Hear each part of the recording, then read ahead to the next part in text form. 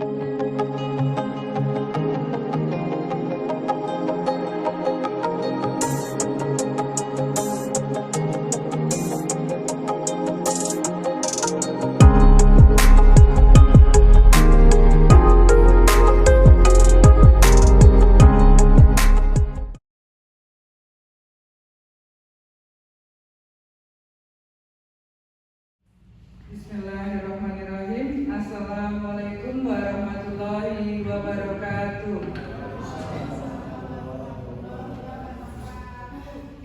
Selamat siang dan salam sejahtera untuk kita semua. Kepada yang terhormat Ibu Kepala Sekolah SMP Negeri 1 Salam, Bapak Ibu Guru yang berbahagia. Pertama-tama marilah kita panjatkan puja dan puji syukur kehadirat Allah Subhanahu wa Ta'ala yang telah melimpahkan rahmat dan hidayah-Nya kepada kita sekalian sehingga kita bisa berkumpul di aula SMP Negeri 1 Salam dalam kegiatan diseminasi budaya positif. Saya Ngadiati sebagai pembawa acara pada kegiatan siang hari ini akan membacakan susunan acara. Acara yang pertama yaitu pembukaan, acara yang kedua sambutan dari Kepala Sekolah Ibu Winarti SPD, yang ketiga paparan oleh Bapak M. Taufik Budi Setiawan, yang keempat yaitu sesi tanya jawab, yang kelima penutup. Mari acara pada siang hari ini kita buka dengan bacaan basmalah bersama-sama. Bismillahirrahmanirrahim. Semoga dengan dibukanya kegiatan ini bisa berjalan dengan lancar dari awal hingga akhir.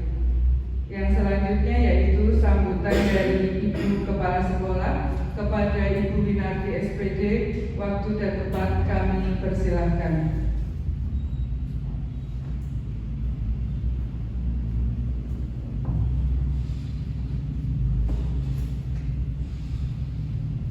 Bismillahirrahmanirrahim. Assalamualaikum warahmatullahi wabarakatuh. Alhamdulillah, alhamdulillah, la haula wala quwata illa billah.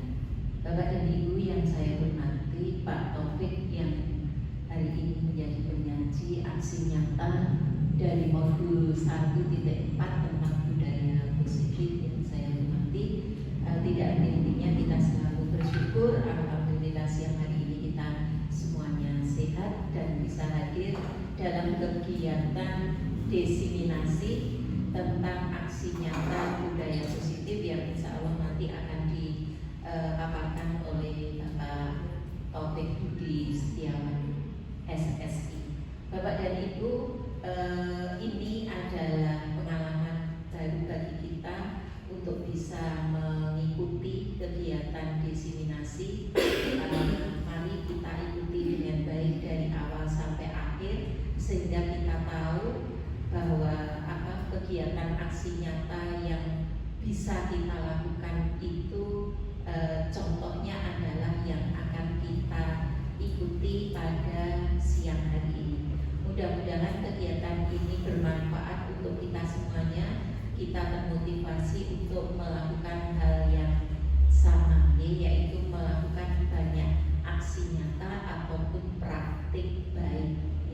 Karena dalam kegiatan e-kinerja, aksi nyata atau praktik baik itu merupakan salah satu kegiatan yang menjadi prioritas dalam kegiatan kombel, kelompok belajar yang wajib diikuti oleh Bapak dan Ibu guru. Dan kita hampir semuanya dalam e-kinerja juga merencanakan kegiatan tersebut. Tidak usah berlama-lama, nanti langsung kita ikuti penyampaian dari Bapak Taufik Budi Setiawan SSI. Demikian Bapak Ibu sambutan dari saya. Mohon maaf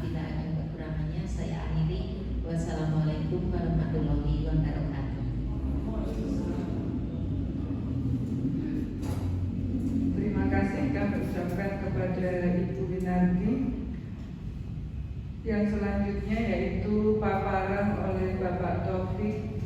Waktu kami persilakan. Yes. Oke, terima kasih Bu Adiati. Sebelumnya Assalamualaikum warahmatullahi wabarakatuh. Terima kasih yang sebesar-besarnya saya ucapkan kepada Ibu Winanti SPD selaku Kepala Sekolah SMP Negeri 1 Salam. Kemudian berikutnya adalah Bapak Ibu Guru karyawan SMP Negeri 1 Salam. Dalam hal ini saya memberikan pemaparan untuk kegiatan aksi nyata dalam rangka pendidikan calon guru penggerak angkatan 11 tahun 2024. Mudah-mudahan apa yang saya sampaikan nanti bisa menjadi sebuah masukan tambahan bagi Bapak Ibu semuanya mengenai budaya positif yang nanti kedepannya akan kita terapkan yang di sekolah.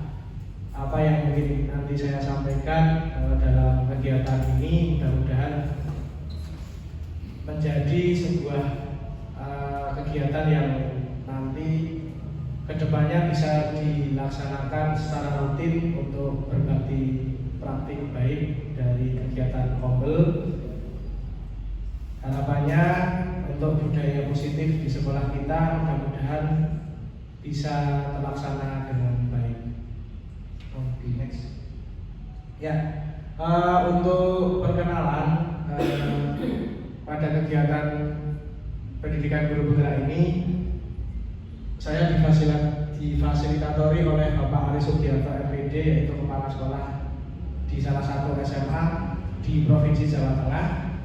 Kemudian yang kedua adalah pengajar praktik, itu adalah Bapak Sudarna SPD, yaitu Kepala Sekolah SMP Negeri 3 Candimulyo. Dan kemudian calon guru penggerak adalah saya sendiri dari pribadi, yaitu namanya adalah Taufik Budi Setiawan, sarjana sains.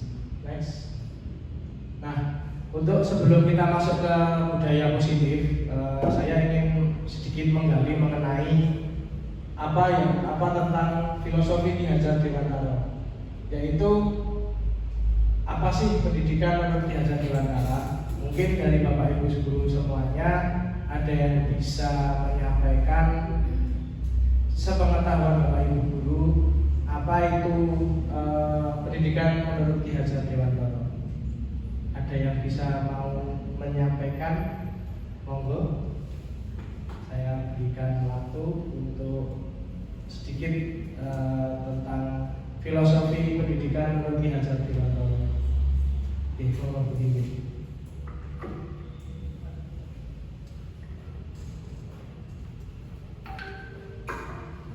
Terima kasih waktu yang diberikan kepada saya. Saya ingin mencoba, yaitu yang sering kita dengar adalah ing aso sumrodo, ing madya manungkarsa, tutpuri handayani. Terima kasih. Ya, terima kasih Bu Ningkin atas jawabannya. Ya, memang betul sekali. Salah satu filosofi Ki Hajar Dewantara adalah ing ngarsa sumrodo, ing madya manungkarsa, tutpuri handayani. Yang berarti ing ngarsa sing tulodo, yaitu kita sebagai seorang guru menjadi seorang tauladan sebagai seorang guru. Kemudian ing madya manungkarsa, yaitu ketika kita berada di tengah, yaitu kita sebagai pendorong atau yang kita sebagai pendorong untuk siswa supaya menjadi orang yang lebih baik. Dan tutpuri handayani yaitu adalah dari apa yang sudah disampaikan oleh Ki Hajar Dewantara. Tutpuri handayani itu adalah kita sebagai seorang yang contoh untuk sebagai penarik dari seorang guru. Lanjut. Nah, di sini dari filosofi Ki Hajar Dewantara dibedakan antara pengajaran dan pendidikan adalah artinya memerdekakan manusia sebagai bagian dari persatuan atau rakyat. Sedangkan tujuan pendidikan Ki Hajar Dewantara adalah menuntun segala kodrat yang ada pada anak-anak agar mereka dapat mencapai keselamatan dan kebahagiaan yang setinggi-tingginya, baik sebagai manusia maupun sebagai anggota masyarakat. Selanjutnya, nah, pendidik itu hanya dapat menuntun tumbuh atau hidupnya kekuatan kodrat yang ada pada anak-anak agar dapat memperbaiki lakunya, bukan dasarnya, hidup dan tumbuhnya kekuatan kodratnya. Nah, pada filosofi Ki Hajar Dewantara, sebagai seorang pendidik kita harus menuntun. Yang saya menuntun itu seperti apa? Ada yang bisa menyampaikan menuntun? Menuntun apa? Ya, menuntun itu kita membersamai. Jadi kita tidak, kalau mungkin zaman dahulu kala ketika Bapak Ibu guru ya guru seperti ini, ya kamu harus seperti ini. Tetapi sesuai dengan filosofi Ki Hajar Dewantara, kita tidak harus menuntut murid, tetapi kita harus menuntun murid sesuai dengan kodratnya. Nah, kodrat dari murid itu ada dua, yaitu kodrat alam. Kodrat alam itu adalah kodrat yang terjadi sesuai dengan sifat murid dan lingkungannya. Jadi filosofi Ki Hajar Dewantara itu, Ki Hajar Dewantara menyampaikan bahwa seorang pendidik atau seorang guru itu harus menuntun sesuai dengan kodrat alamnya. Nah, kodrat alamnya itu seperti apa? Sesuai dengan sifatnya, kemudian sesuai dengan lingkungannya seorang murid tersebut. Misalnya di sini ada lingkungan adalah lingkungan daerah Kulon, kemudian kegiatan misalnya kayak ada makanan khas daerah sini, kemudian ada tarian-tarian dan sebagainya. Nah, kita fasilitasi anak-anak ketika kegiatan profil pelajar Pancasila untuk bisa membersamai anak untuk sesuai dengan kodrat alamnya. Kemudian untuk kodrat zaman, yaitu adalah kodrat mengenai zaman sekarang. Nah, kalau zaman sekarang dengan zamannya kita waktu, apalagi saya mungkin bagi zamannya Bu Kikin, Bu Wiwi dan sebagainya, akan berbeda dengan zamannya angkatannya saya, akan berbeda dengan angkatannya Bu Yati, kemudian akan berbeda lagi dengan yang di sini mungkin ada Pak Ari, kemudian ada Pak Rahmat dan Pak Huda. Itu zamannya sudah berbeda-beda. Kita tidak bisa untuk memberikan atau mendidik siswa sesuai dengan seperti zaman dahulu. Nah, cara mendidik siswa zaman sekarang adalah sesuai dengan zamannya sekarang. Nah, sekarang zamannya kan ada internet, kemudian ada YouTube dan sebagainya, ada alat komunikasi. Nah, kita juga bisa menyesuaikan untuk pendidikan, kita memberikan pembelajaran menyesuaikan dengan tersebut. Jadi ini adalah salah satu yang disampaikan oleh Ki Hajar Dewantara, yaitu menuntun sesuai dengan kodrat anak, yaitu kodrat alam dan kodrat zaman. Next, Bu. Nah, sekarang kita masuk ke inti dari diseminasi ini, yaitu budaya positif. Apa itu budaya positif? Budaya positif adalah kebiasaan yang menerapkan nilai-nilai kebajikan untuk mencapai keselamatan hidup, berperilaku sesuai keyakinan yang mengarah ke dalam keselamatan dan kebahagiaan hidup. Selanjutnya. Nah, ini adalah konsep inti dari budaya positif. Jadi ada 6 konsep inti dari budaya positif. Yang pertama adalah disiplin positif, kemudian kebutuhan dasar manusia, motivasi perilaku manusia, keyakinan kelas, kemudian posisi kontrol guru, dan segitiga restitusi. Next. Ini adalah paradigma stimulus respon ke pendekatan teori kontrol tentang budaya positif, yaitu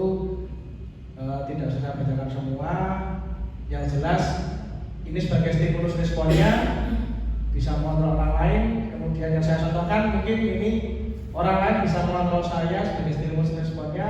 Kemudian dari kontrolnya adalah hanya Anda yang bisa mengontrol diri Anda sendiri. Jadi ini adalah sebagai paradigma stimulus respon dalam pendekatan teori kontrol. Lanjut.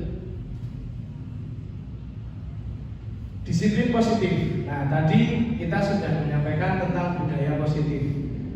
Sebelum masuk ke disiplin positif, maka budaya positif itu adalah kita sudah melaksanakan budaya-budaya yang baik untuk anak-anak kita dengan pelaksanaan pembiasaan, kemudian pelaksanaan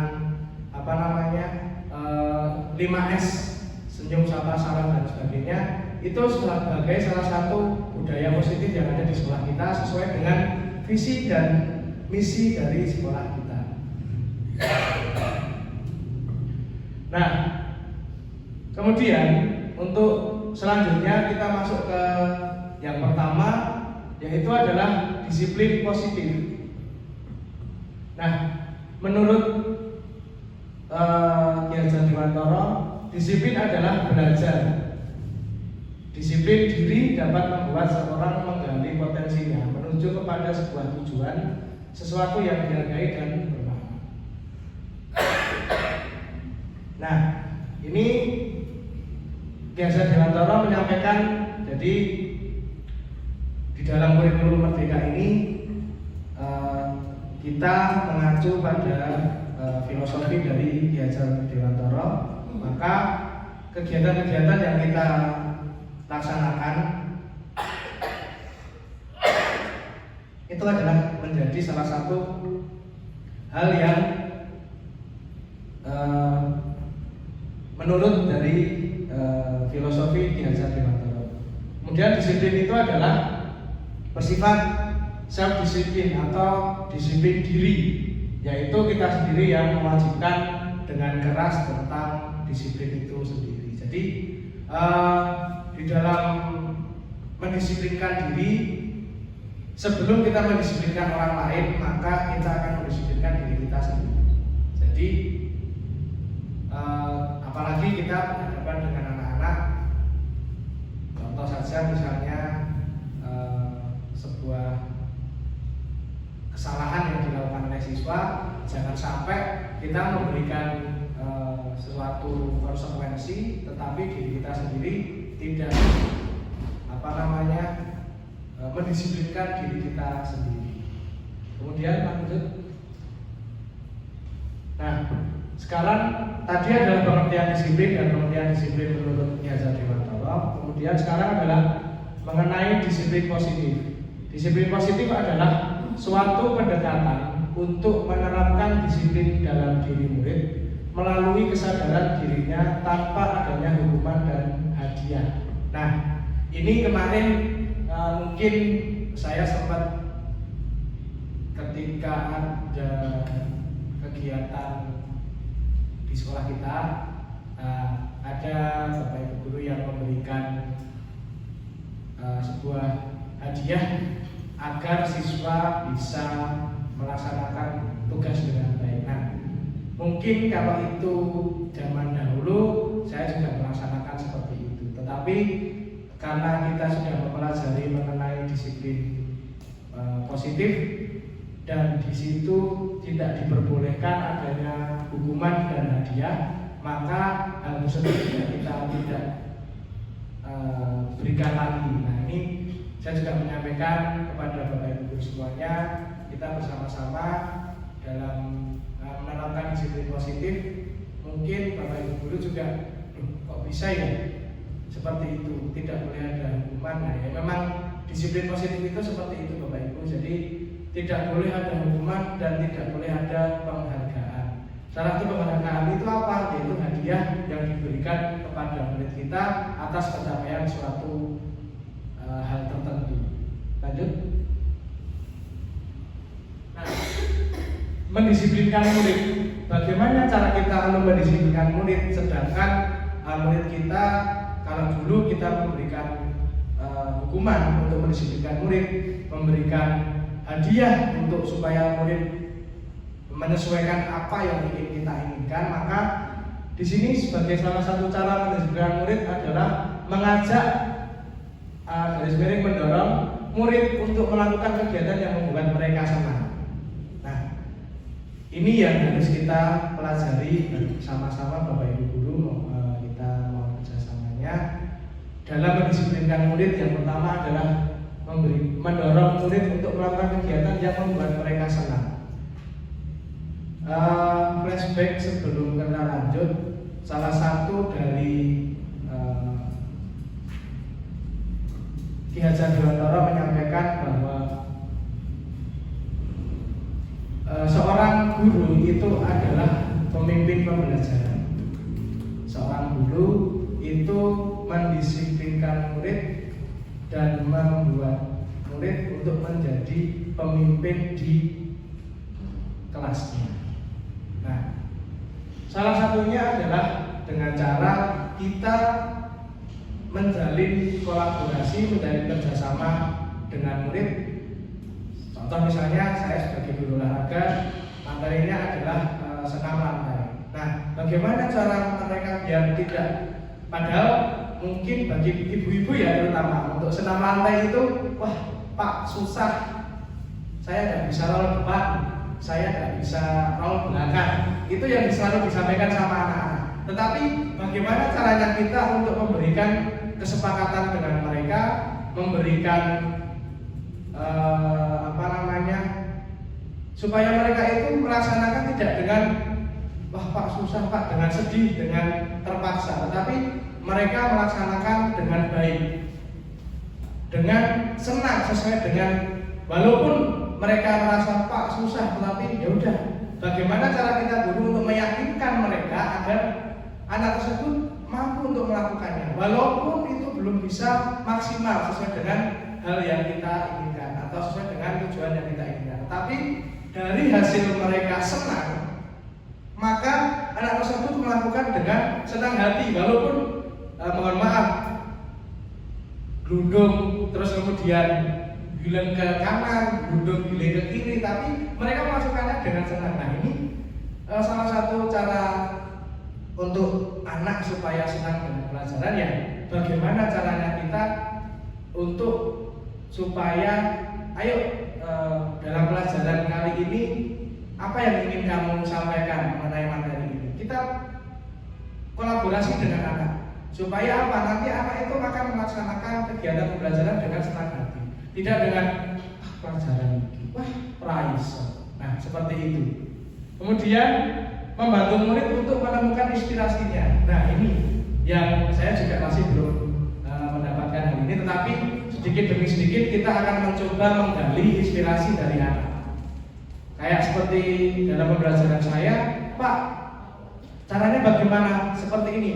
Berarti ini nanti. Nah, ketika anak sudah bisa menyampaikan, berarti ini nanti seperti ini ya Pak ya. Iya.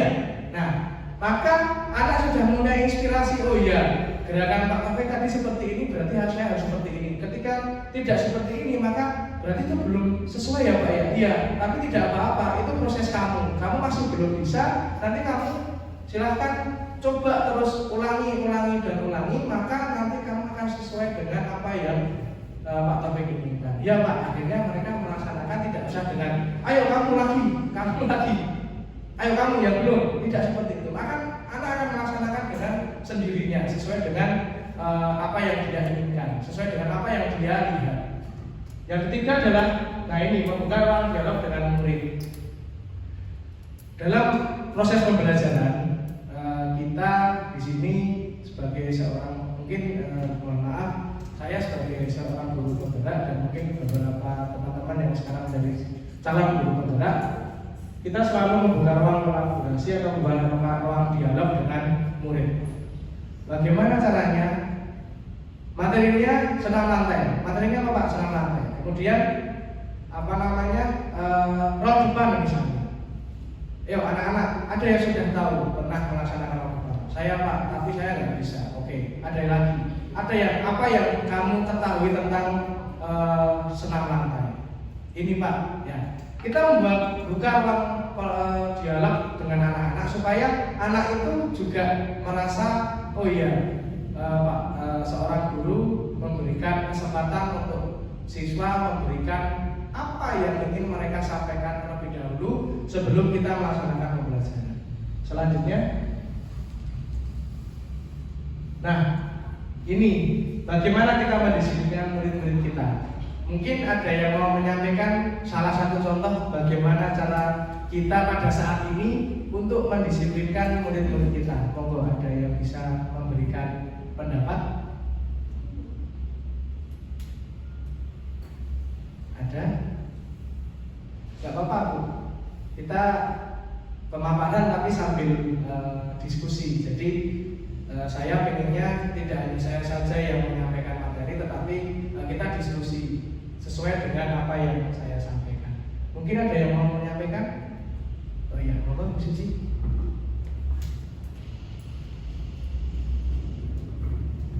Terima kasih Pak Taufik. Ini berdasarkan pengalaman saya gitu Pak Taufik. Gak apa-apa Bu.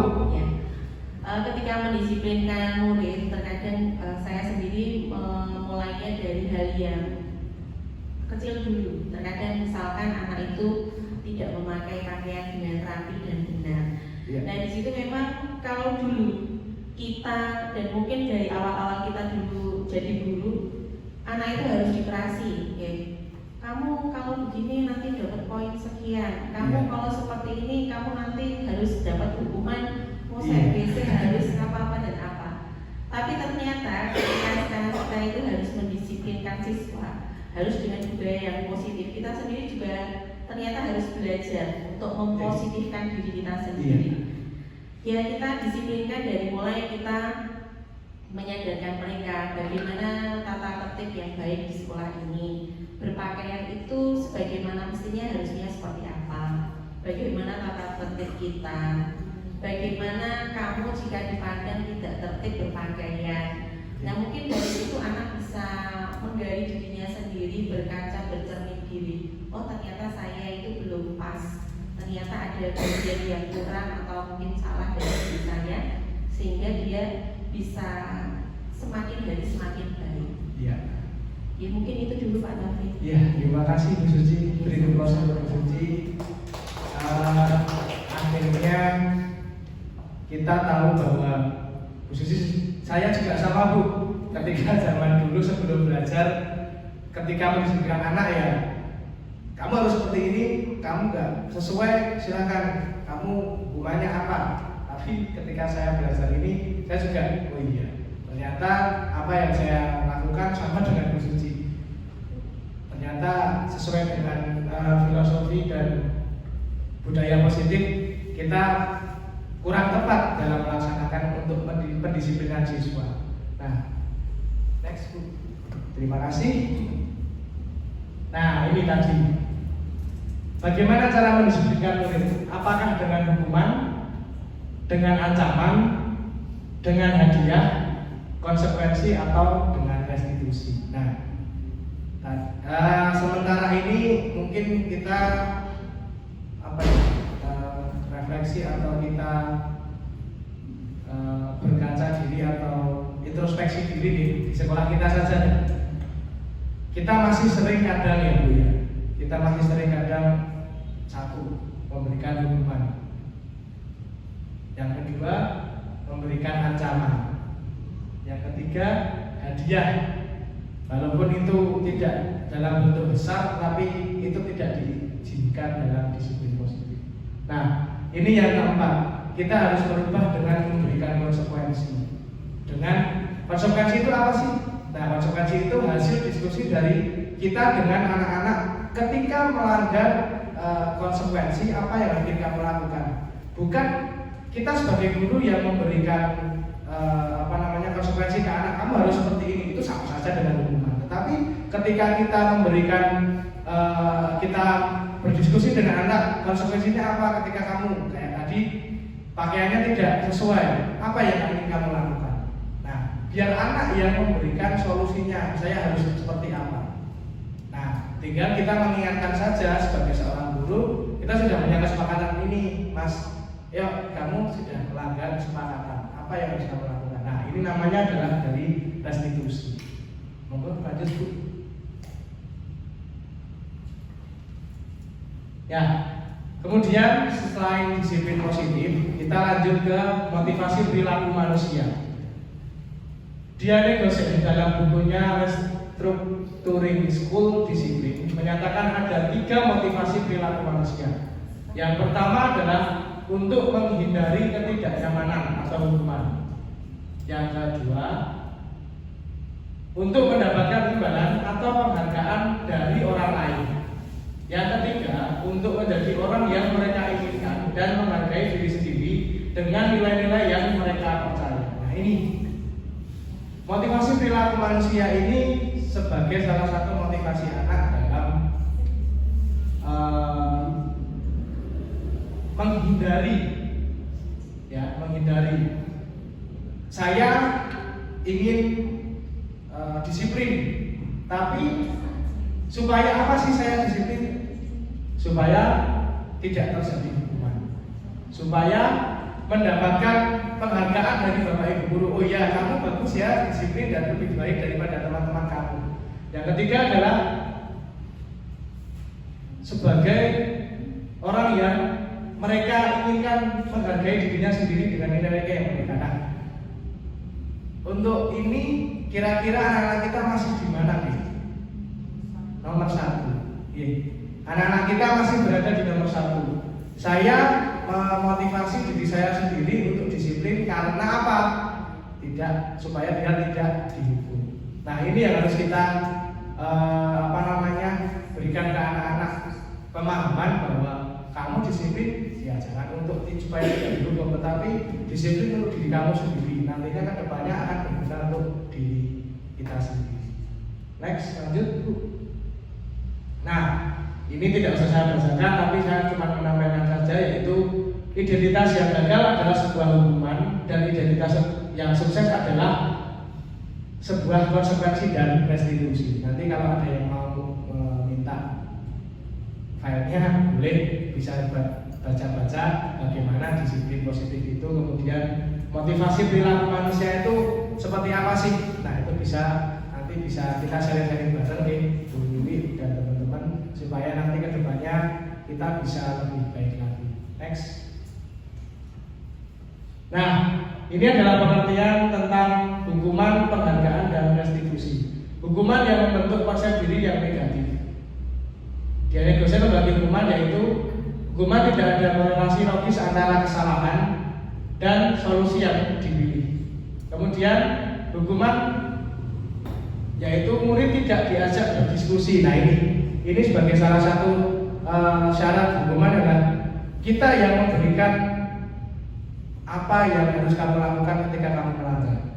Nah, murid itu tidak diajak diskusi. Sebagai hukuman itu kamu nggak ngerjain ini kan, ya udah kamu pulang sana. Itu sebagai hukuman. Kemudian hukuman juga tidak memberikan pembelajaran atau makna di balik tanggung jawabnya. Jadi ketika dihukum, saya dihukum, saya nggak sesuai dan disiplin, saya dihukum. Ya wis, saya melaksanakan hukuman, selesai. Ketika saya melakukan lagi, ya saya dihukum lagi. Akhirnya apa? Anak-anak itu tidak punya rasa tanggung jawab kepada dirinya pribadi, kemudian kepada orang lain, bahwa saya harus, misalnya contoh seragam, saya harus mempunyai seragam itu seperti apa sih? Saya harus memakai seragam ketika hari Senin itu bagaimana sih? Nah, itu kita sedikit demi sedikit bisa meyakinkan anak-anak untuk bisa menyadarkan mereka. Jadi kita sedikit mengurangi hukuman, tetapi lebih ke menyadarkan mereka. Contoh misalnya ketika kita ada anak melanggar peraturan, sekarang masih peraturan sekolah sih. Jadi mungkin ke depannya nanti insya Allah kita bisa buat bukan peraturan sekolah tapi kesepakatan antara sekolah dengan siswa, sekolah dengan orang tua siswa. Nah, kemudian penghargaan adalah pemberian hadiah dalam praktik mendisiplinkan murid di sekolah. Dampaknya adalah tidak menciptakan ketaatan jangka panjang dan perilaku disiplin dalam motivasi eksternal. Sebuah hadiah itu cuma hanya, oh ya saya mau seperti ini ini karena saya ingin itu. Tapi ketika saya tidak ingin itu, ya udah saya seenaknya sendiri. Tidak dari motivasinya internal diri pribadi seorang murid supaya nanti bisa lebih baik lagi. Lanjut, restitusi. Nah, ini yang harus kita jalankan sedikit demi sedikit, yaitu proses menciptakan kondisi bagi murid untuk memperbaiki kesalahan mereka sehingga mereka bisa kembali pada kelompok mereka dengan karakter yang lebih kuat. Restitusi juga proses kolaboratif yang mengajarkan murid untuk mencari solusi untuk masalah dan membantu murid berpikir tentang orang yang seperti apa yang mereka inginkan dan bagaimana mereka harus memperlakukan orang lain. Nah, ini adalah sebagai self motivation atau motivasi diri pribadi seorang murid yang kita gali, ya, yang kita gali supaya anak tersebut itu melaksanakan restitusi tidak karena kesepakatan ini, tidak supaya tidak melanggar kesepakatan, tetapi karena motivasi dirinya untuk menjadi orang yang lebih baik atau menjadi pelajar yang lebih baik. Next. Berikutnya setelah disiplin motivasi, kemudian adalah keyakinan kelas. Nah, kalau ini mungkin Bapak Ibu wali kelas sudah menyampaikan ke siswa-siswinya, menyampaikan ke anak-anaknya, membuat keyakinan kelas dan keyakinan kelas. Apa itu keyakinan kelas? Keyakinan kelas adalah nilai-nilai keselamatan atau kesehatan yang kita sebut sebagai suatu keyakinan, yaitu nilai-nilai kebajikan universal yang disepakati secara tersirat dan tersurat, lepas dari latar belakang suku, negara, bahasa maupun agama. Keyakinan kelas adalah kesepakatan antara murid dan guru dalam proses pembelajaran agar murid mengetahui batasan-batasan apa yang saja yang diperoleh dan tidak diperbolehkan. Next. Nah, ini perbedaan antara keyakinan dan peraturan. Keyakinan adalah peraturan adalah hanya untuk mengatur dan ketika melakukan kesalahan maka akan ada hukuman untuk pelanggaran peraturan. Sedangkan keyakinan kelas adalah kesepakatan yang dibuat oleh murid dan guru untuk memberikan rambu-rambu agar tidak melanggar keyakinan kelas. Next.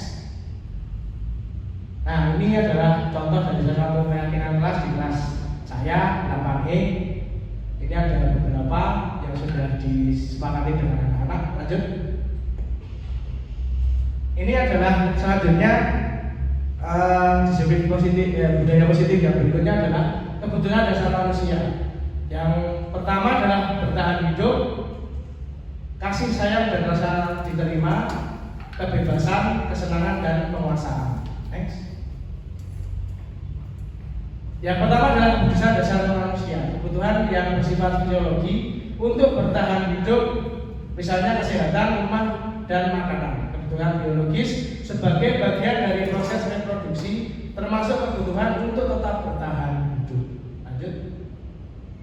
Nah, kebutuhan yang kedua adalah kasih sayang dan rasa terima kasih. Kebutuhan untuk disayangi dan diterima meliputi kebutuhan akan berhubungan dan koneksi sosial, kebutuhan untuk memberikan dan menerima kasih sayang, serta kebutuhan untuk merasa bagian dari suatu kelompok. Lanjut.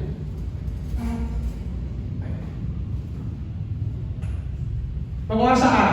Kebutuhan ini berhubungan dengan kekuatan untuk mencapai sesuatu menjadi kompeten, menjadi terampil, diakui atas prestasi dan keterampilan kita, didengarkan dan memiliki rasa harga diri. Kebutuhan ini meliputi keinginan untuk dianggap berharga, bisa membuat perbedaan, bisa membuat pencapaian kompeten diakui atau dihormati. Nah, ini adalah kebutuhan anak. Mereka merasa untuk dianggap. Ya. Jadi anak itu sekarang kita juga harus memahami, kadang anak ada yang butuh rasa kasih sayang seperti yang tadi sudah ada. Ada yang anak ingin penguasaan. Ada anak yang ingin yang lain. Nah, kita harus tahu sesuai dengan kebutuhan anak itu masing-masing. Lanjut. Kebebasan. Nah, ini yang sering ingin dimiliki oleh anak-anak adalah kebutuhan kebebasan, yaitu kemandirian, otonomi, memiliki pilihan dan mampu mengendalikan anak hidup seseorang. Tetapi kita harus memberikan pengetahuan bahwa bebas boleh, tetapi sesuai dengan apa yang semestinya, tidak melenceng dari kodratnya, seperti itu. Lanjut. Kesenangan ini juga sama, salah satu dari anak-anak yang kita inginkan. Mereka menginginkan kesenangan, tetapi juga sama, kita harus kontrol kesenangan mereka supaya kesenangan itu tidak melebar menjadi hal yang negatif. Selanjutnya, 5 posisi kontrol guru. Nah, ini yang mungkin bisa kita belajar bareng-bareng. Yang pertama adalah membuat rasa yang pertama adalah penghukum, 2 membuat rasa bersalah, 3 sebagai teman, 4 pemantau, dan 5 manajer. Lanjut. Yang pertama penghukum. Seorang penghukum biasanya menggunakan hukuman fisik maupun verbal. Ya, ini yang sering kita lakukan dalam sini. Bapak ibu guru yang zaman-zaman dulu itu selalu seperti ini.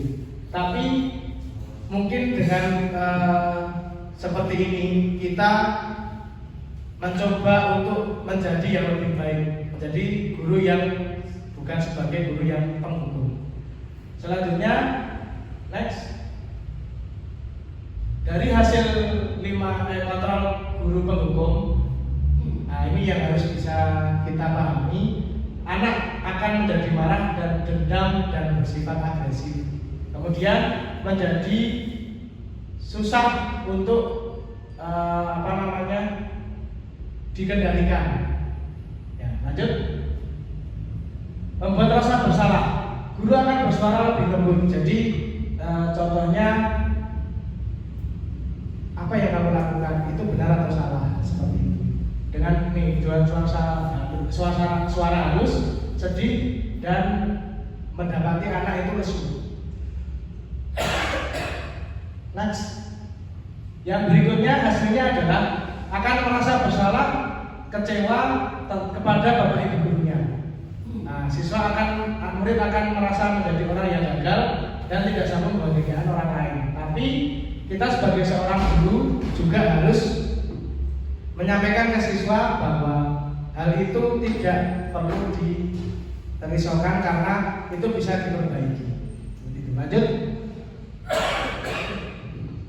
Guru sebagai teman tidak akan menyakiti murid, namun berupaya mengontrol murid melalui persuasi. Posisi ini adalah bisa menjadi negatif, kemudian bisa menjadi positif, karena hubungan baik yang terjadi antara guru dan murid sebagai hubungan timbal balik serta istilahnya menjadi seorang teman seorang murid. Tetapi hal itu belum menyesuaikan dengan posisi kontrol guru yang baik. Lanjut. Biasanya ini seperti ini, akrab dan sebagainya. Lanjut. Hasilnya adalah murid akan merasa nyaman dengan kita, tetapi tidak nyaman dengan orang lain. Sehingga ketika pada guru lain, maka dia akan merasa, oh guru ini gak enak, hanya manut atau hanya nurut dengan guru yang dia sukai. Lanjut. Pemantau ini adalah mengawasi, tanggung jawab atas perilaku anak-anak yang kita awasi. Posisi pemantau berdasarkan pada peraturan dan konsekuensi. Lanjut. Seorang pemantau sangat mengandalkan penghitungan. Jadi seorang pemantau itu misalnya anak salah tidak memakai topi, kamu sudah 3 kali ya memakai topi. Nah itu sebagai kontrol guru sebagai pemantau, karena dia meminta data bahwa anak tersebut melakukan pelanggaran tidak pakai topi berapa kali. Itu salah satu kontrol guru sebagai pemantau. Lanjut. Hasilnya adalah murid memahami konsekuensi, tetapi guru tidak menunjukkan suatu emosi. Jadi bedanya dengan menghukum, seorang pemantau itu dia menyampaikan kamu tuh sudah melanggar, tapi murid tersebut menyadari bahwa dia melanggar tapi tidak emosi. Jadi murid tersebut bisa meredam emosinya, akhirnya oh ya saya bersalah Pak, saya sudah 3 kali tidak memakai topi. Nah tetapi ini masih belum sesuai. Maka hal yang atau posisi kontrol guru yang sesuai adalah selanjutnya, yaitu adalah sebagai seorang manajer, yaitu membuat suatu kebersamaan dengan murid untuk mempertanggungjawabkan perilakunya, mendukung murid agar dapat menemukan solusi atas permasalahannya sendiri. Jadi seorang guru, posisi kontrol guru manajer itu memberikan kesempatan kepada murid ketika melanggar apa yang ingin kamu lakukan, kemudian kita sepakati bersama-sama supaya murid tersebut mencari solusi sesuai dengan apa yang disepakati. Lanjut.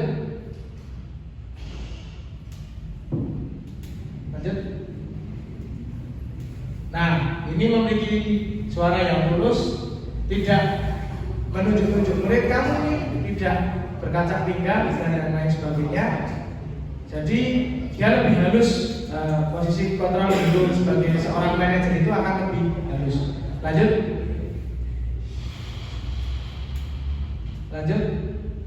Nah, ini pertanyaan. Di manakah posisi kita sebagai seorang guru? Di sebelah kanan kita menunjuk siswa, kita menghardik siswa, atau sebagai yang sebelah kiri memberikan sesuatu, diskusi atau dialog dengan siswa dengan nada rendah, kemudian apa yang ingin kamu inginkan ketika kamu melakukan kesalahan. Nah ini yang ingin saya sampaikan ke Bapak Ibu guru semuanya, bahwa di manakah posisi kontrol guru kita sekarang. Lanjut.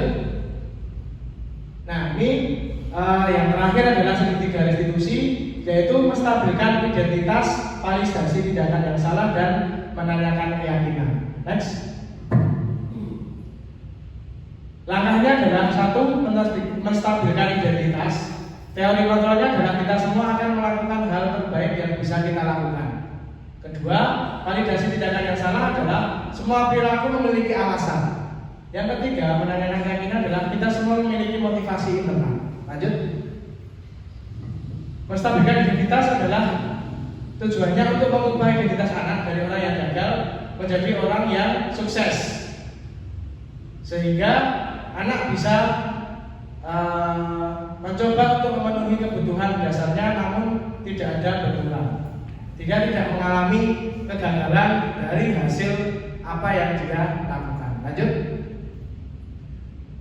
Cara untuk menstabilkan identitas adalah memberikan kata-kata positif, mengajak siswa untuk mencari solusi dan mempunyai tujuan mengubah identitas anak yang bersalah dari orang yang gagal menjadi orang yang sukses. Nah ini yang harus kita lakukan. Anak-anak yang gagal kita berikan suatu sebagai hasil untuk menjadikan anak tersebut menjadi orang yang sukses. Lanjut. Seorang guru yang memahami teori kontrol pasti akan pendalamannya dari stimulus respon ke cara berpikir proaktif untuk mengenali tujuan dari setiap tindakan. Nah ini kalimat-kalimat yang terdengar adalah tentang nada tanpa menghakimi akan memvalidasi kebutuhan mereka. Lanjut. Mempunyai tujuan memenuhi kebutuhan dasar. Ketika memahami kebutuhan dasar yang melandasi tindakan kita, sehingga bisa memilih tindakan yang terbaik untuk memenuhi kebutuhan dasar tersebut. Itu adalah menstabilkan identitas. Lanjut. Nah ini adalah menanyakan keyakinan. Setelah melaksanakan yang pertama memvalidasi, kemudian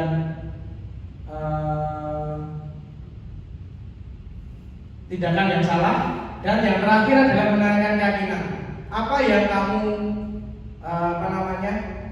sepakati antara kamu dengan saya sebagai seorang guru, atau seorang guru dengan kelas sebagai seorang guru yang berada di kelas. Lanjut.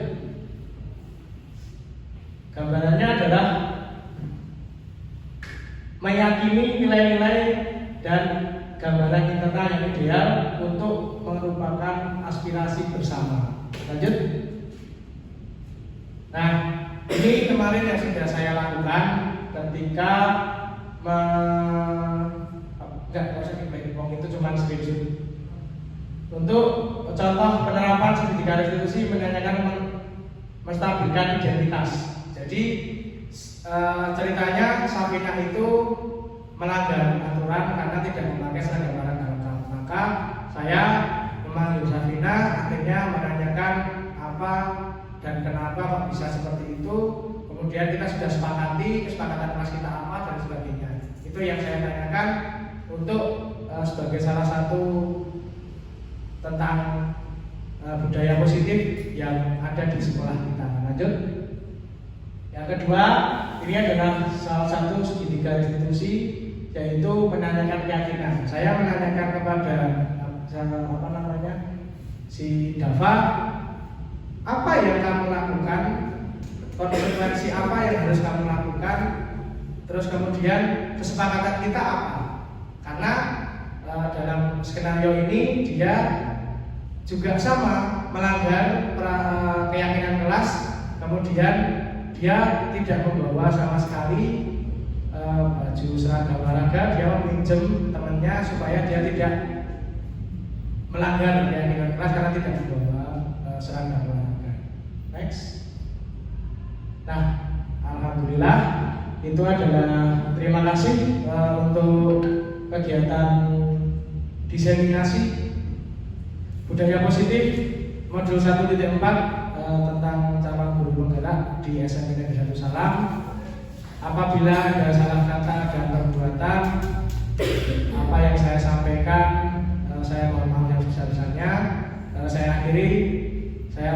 Wassalamualaikum warahmatullahi wabarakatuh. Saya kembalikan ke Bu Nadia.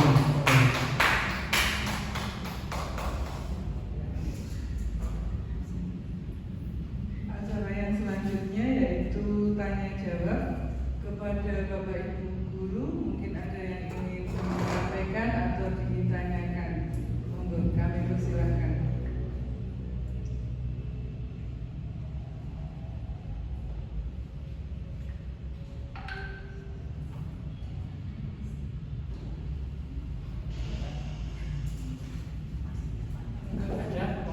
Atau Suci Bu Wiwi? Monggo.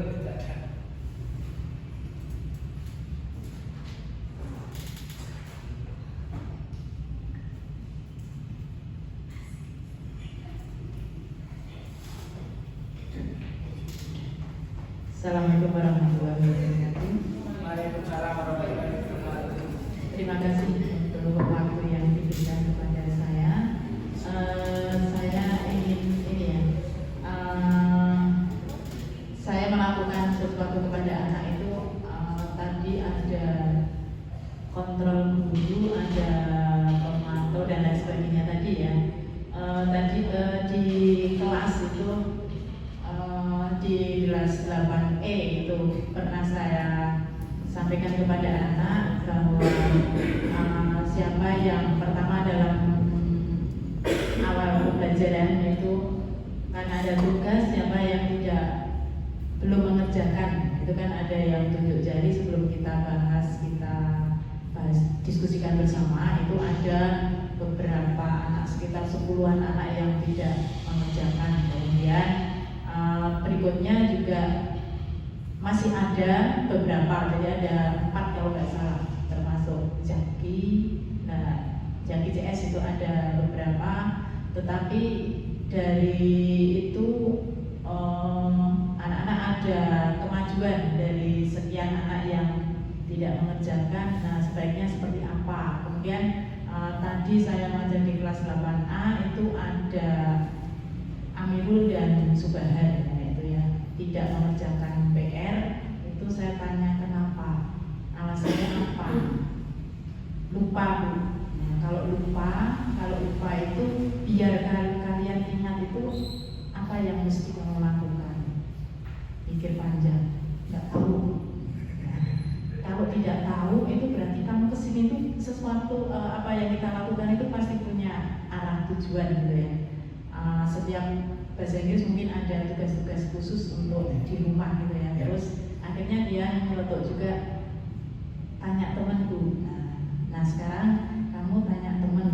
Nah selain itu biar kamu ingat itu harus gimana,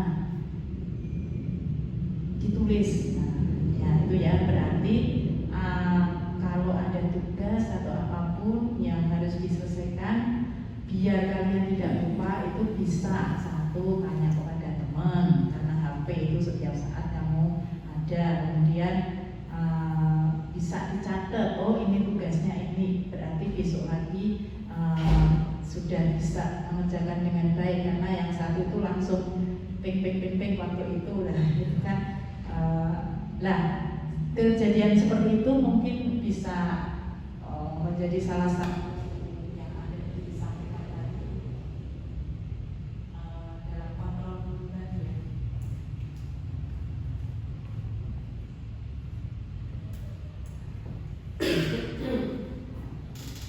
Yang dari beberapa kejadian itu mungkin bisa digolongkan dalam salah satu kontrol guru, tetapi di situ tadi belum maksimal yang terakhir yang harusnya sebagai manajer. Nah itu mungkin dari langkah-langkah itu mungkin kita bisa sampai ke manajer itu mungkin melalui beberapa langkah seperti itu ya Pak. Di antaranya itu mungkin dari saya seperti itu mungkin bisa diberi tambahan solusi bagaimana. Terima kasih. Oke, terima kasih Bu Wiwi. Tadi yang disampaikan Bu Wiwi itu sudah sesuai. Jadi kalau kita zaman dulu ketika misalkan PR ya anak-anak dihukum, kamu suruh ngapain. Tapi Bu Wiwi tadi menyampaikan bahwa ketika tidak mengerjakan PR, beliau memberikan dialog atau kita berdialog apa yang kamu lakukan ketika kamu tidak mengerjakan PR. Nah itu sebenarnya yang saya bisa digunakan yang kontrol manager.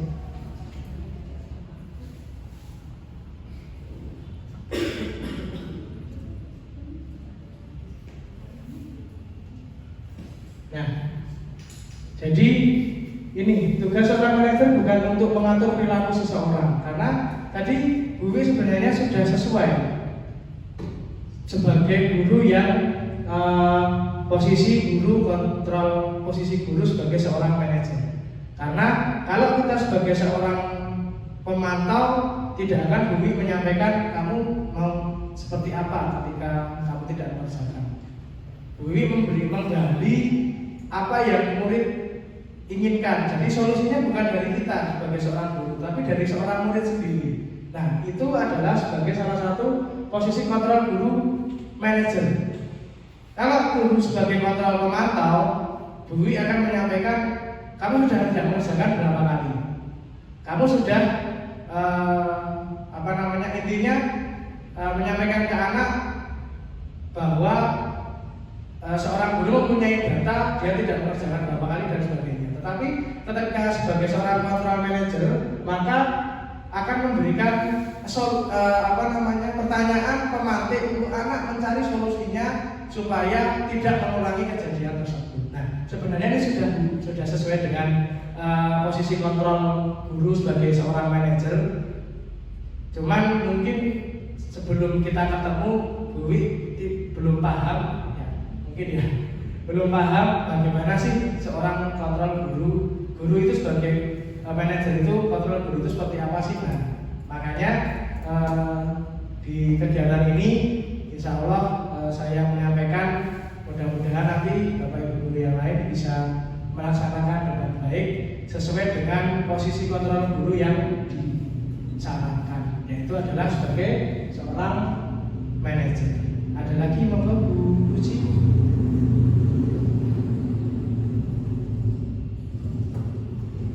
Assalamualaikum warahmatullahi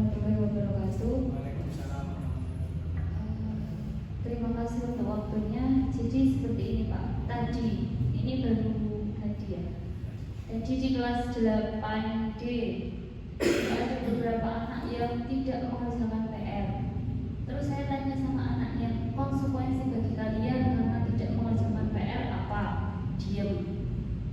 Saya tanya lagi, diam.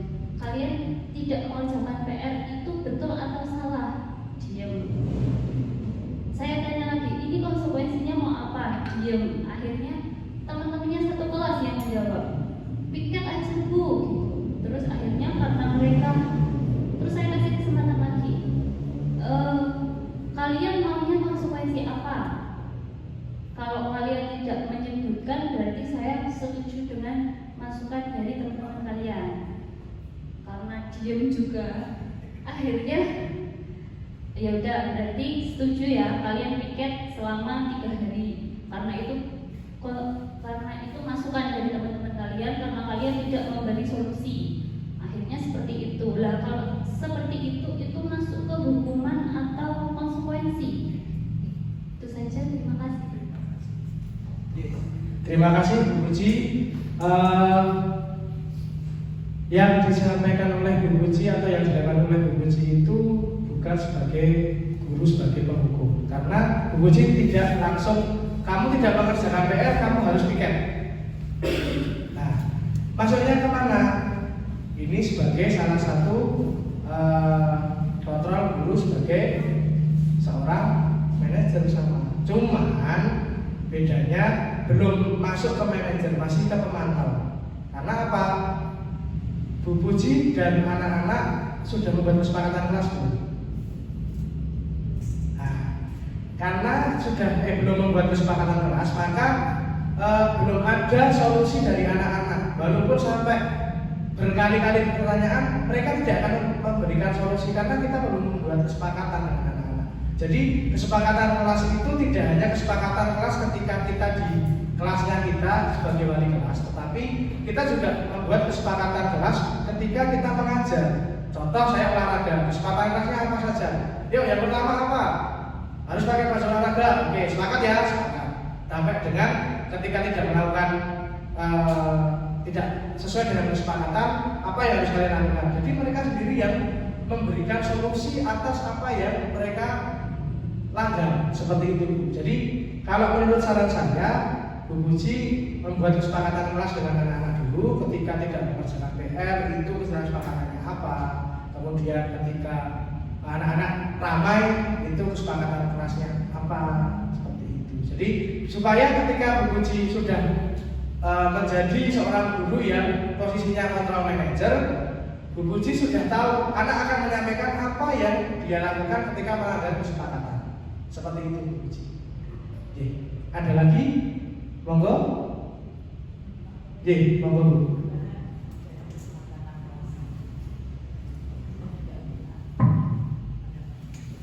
Terima kasih untuk yang kedua kali.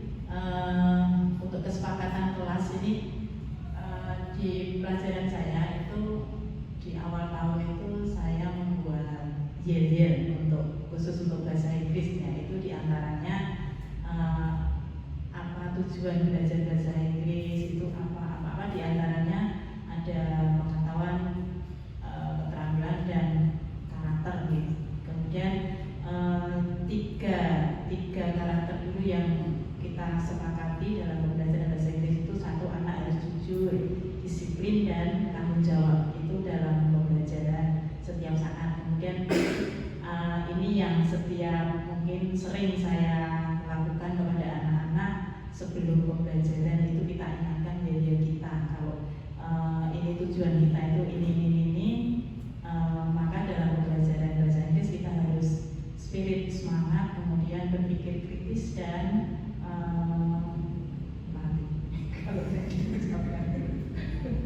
dan kreatif itu diantaranya itu. Kemudian untuk yang ada 3 poin tadi, jujur, disiplin dan tanggung jawab, apakah itu termasuk juga keyakinan dalam kelas? Terima kasih. Ya, terima kasih Bu. Yang 3 tadi itu apakah termasuk dari keyakinan kelas? Tidak. Iya.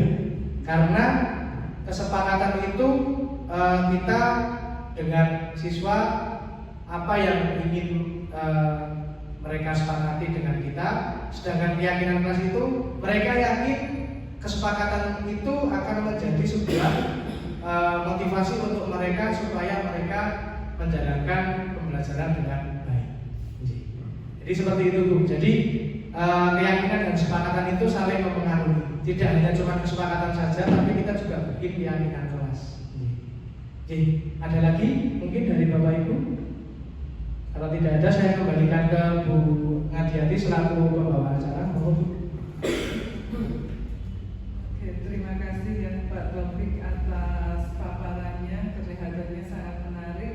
Semoga paparan yang telah disampaikan oleh Pak Taufik tentang budaya positif bisa lebih meningkatkan. Kayaknya kalau budaya positif di sekolah kita sudah mulai dilaksanakan, sudah mulai dilakukan. Semoga dengan paparan dari Pak Taufik bisa meningkatkan lagi budaya positif ya yang kita lakukan, gitu ya Pak Taufik ya. Oke, karena sudah siang, saya selaku pemandu acara pada pagi hari ini mohon maaf atas segala kesalahan dan kekurangan saya. Mari kita tutup acara pada siang hari ini dengan bacaan hamdalah bersama-sama. Alhamdulillahirabbil alamin. Derek Sugeng Batur, jangan lupa absen.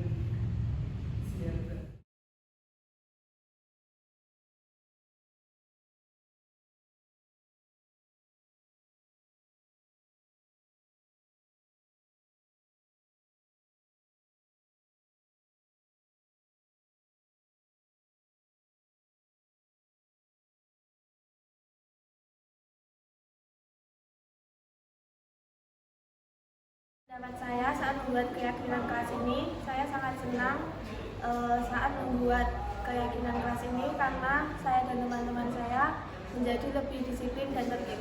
Saya juga merasa senang ketika membuat keyakinan kelas ini karena saya dan teman-teman bisa lebih disiplin dan menaati keyakinan kelas yang sudah dibuat.